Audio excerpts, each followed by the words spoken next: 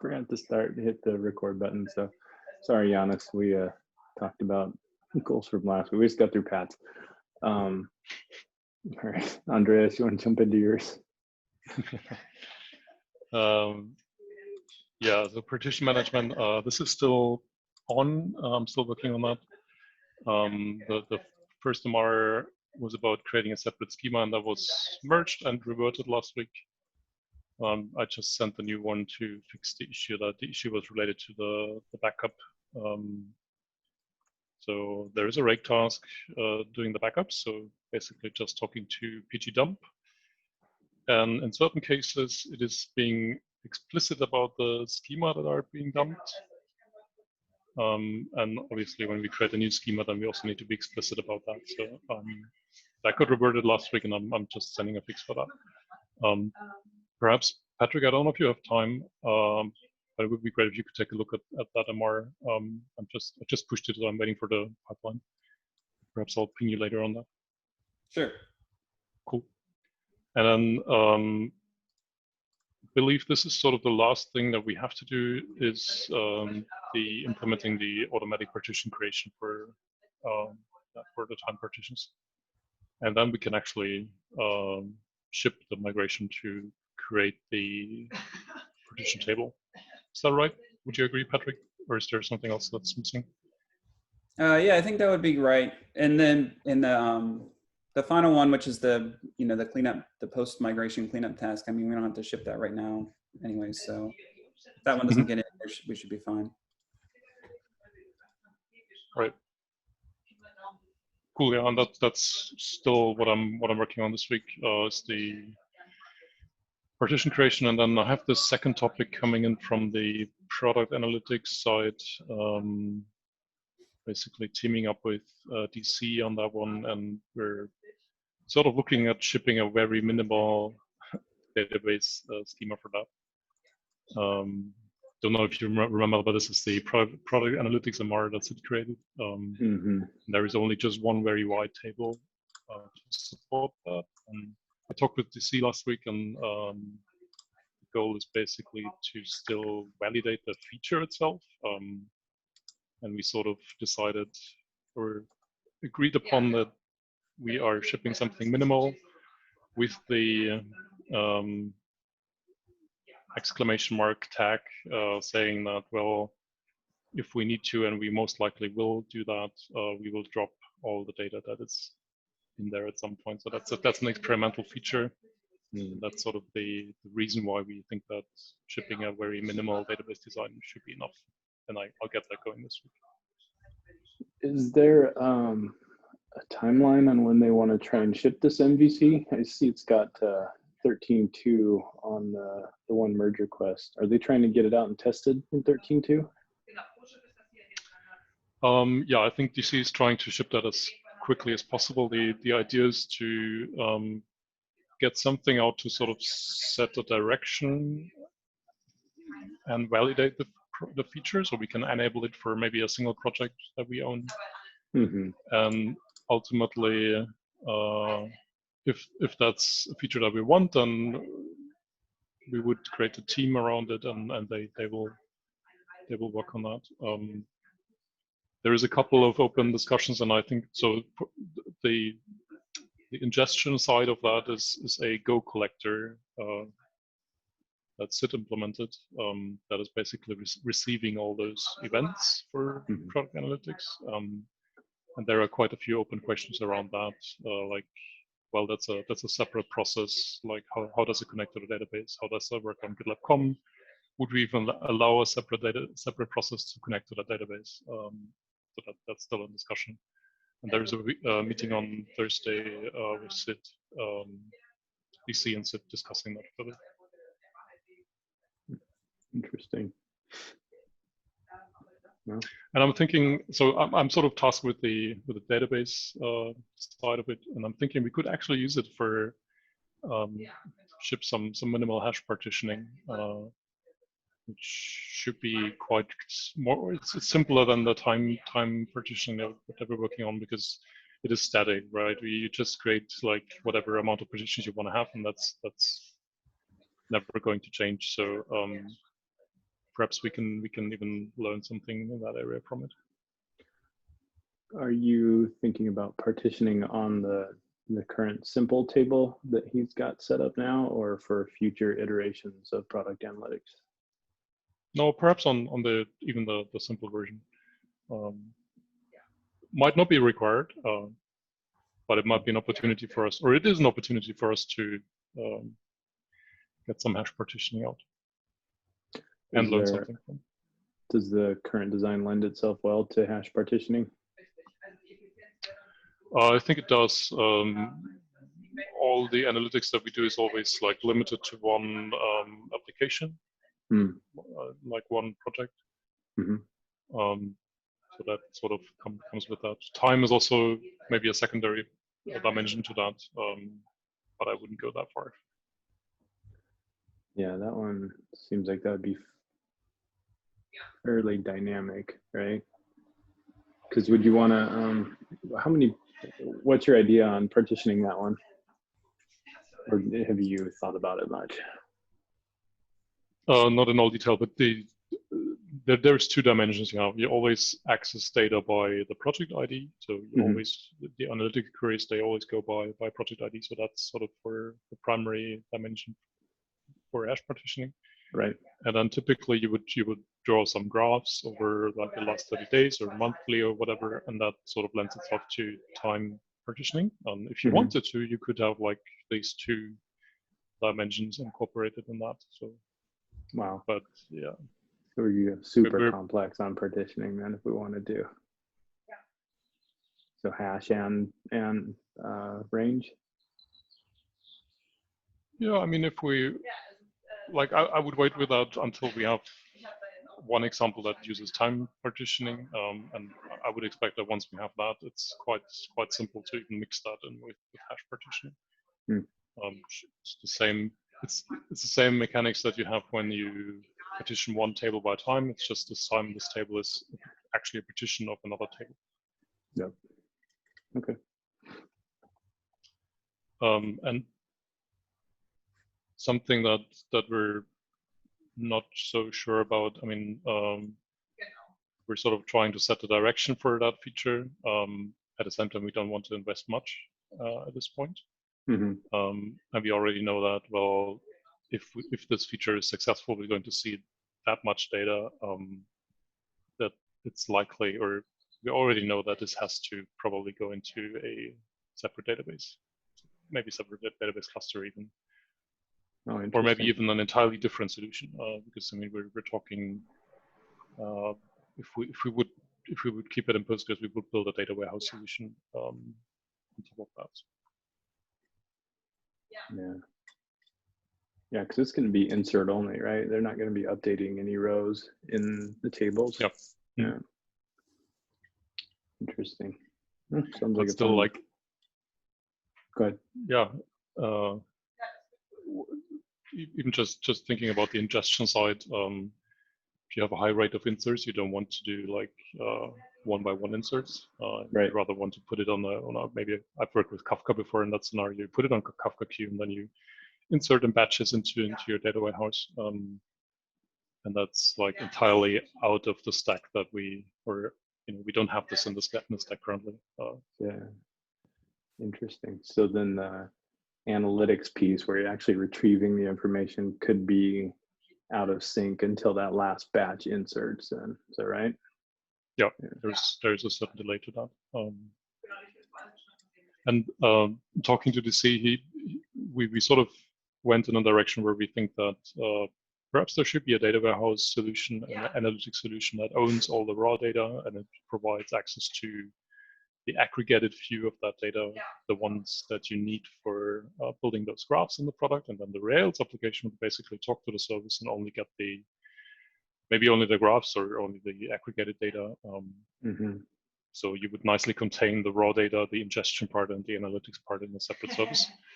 And that sounded reasonable in that conversation. So maybe that's a direction for later when we want a feature and we have a team around it maybe.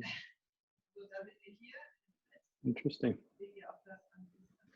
Sounds like a fun project, but I find it interesting they'll form a team around this if it takes off, if it's successful. I'm wondering how that's going to work, because I've seen a couple different team formations since I've been here. I don't know if they'll pick from existing teams or if they'll hand it off to a currently formed team. Yeah, so it'll just be interesting to see how that works when it takes off.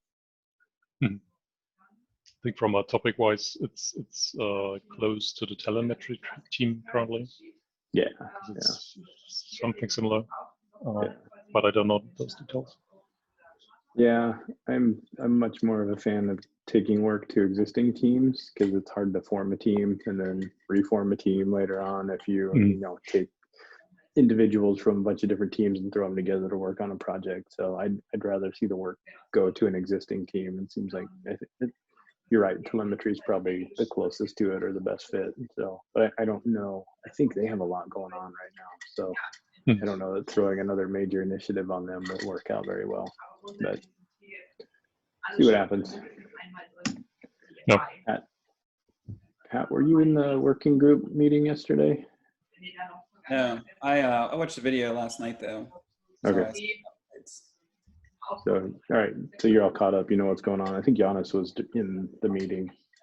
I have a lingering MR. I think I finished it up last night before Chun could hit the merge button on it. So, which officially closes that one. I've already opened at least the template for the other one. I need to add a lot more content and detail in there, but yeah, it's no longer database focused, which I think we're all very happy about. So now we just need to deliver on partitioning, and I need to create that lexicon page that Sid asked for, because the terminology is still quite confusing for people that are involved.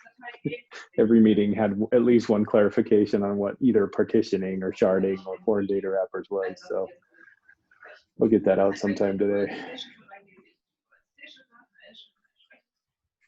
All right. So everybody good for the week? I think. Go back to the doc. So overall, are we going to try to start migration this week, or is that still a stretch? It's a good question.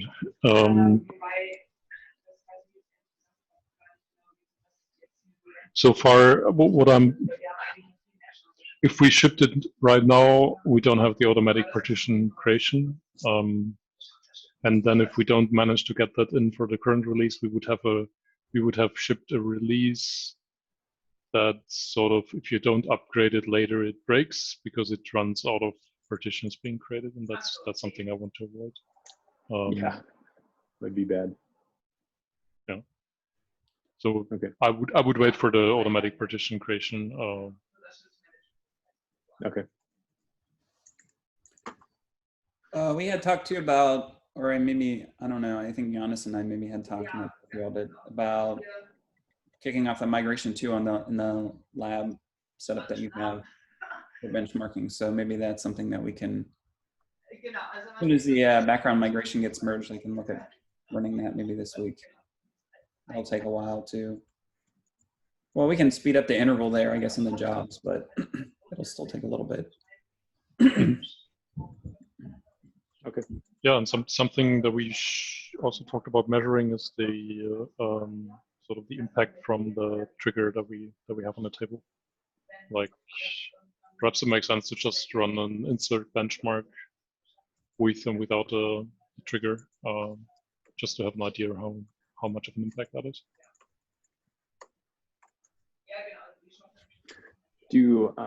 Are we tracking that somewhere? Do we have an issue for measuring impact of the insert benchmark? I don't think we have. Right. Who wants to volunteer to create one? I can do it. Okay. Cool, thanks. Pat didn't back away fast enough.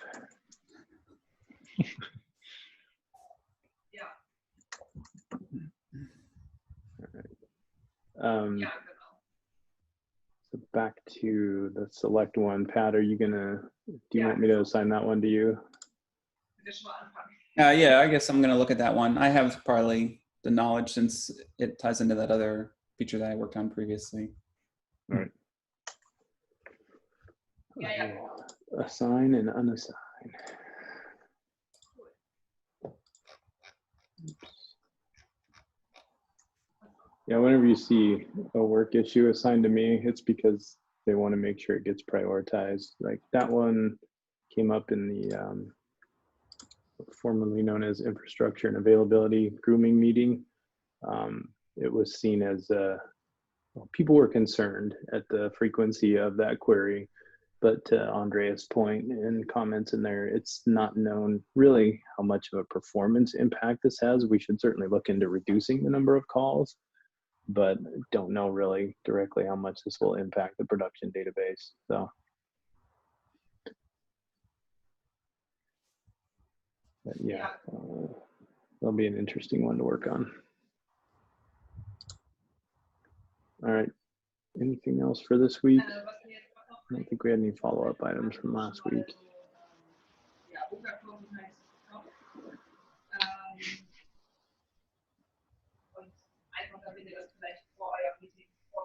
When I last looked at the select one issue, it reminded me of the, but I keep forgetting the name of that. You should only remove a fence once you know its purpose. There is a rule for that, or a law or something like it. Anyways, I didn't. So I think the select one comes from Rails directly. So that's part of the pooling.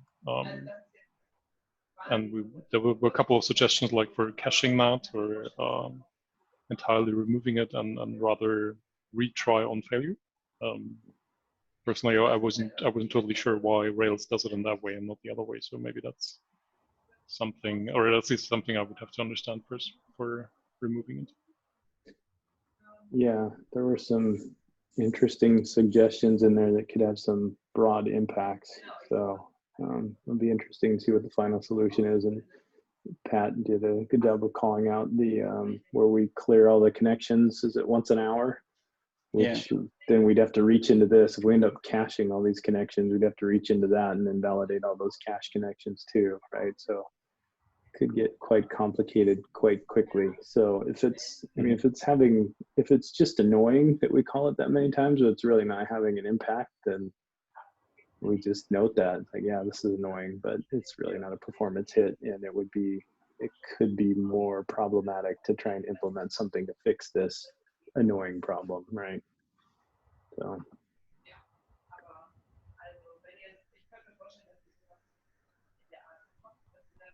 And it's hard to tell what the performance impact of that is. The query is so simple. Yeah, I think the only thing that was called out, that like I think everyone acknowledged that the query is so simple and in and of itself doesn't have an impact. I think the concern was around context switching, right? So. It would be kind of nice if PG Bouncer was able to catch that for you.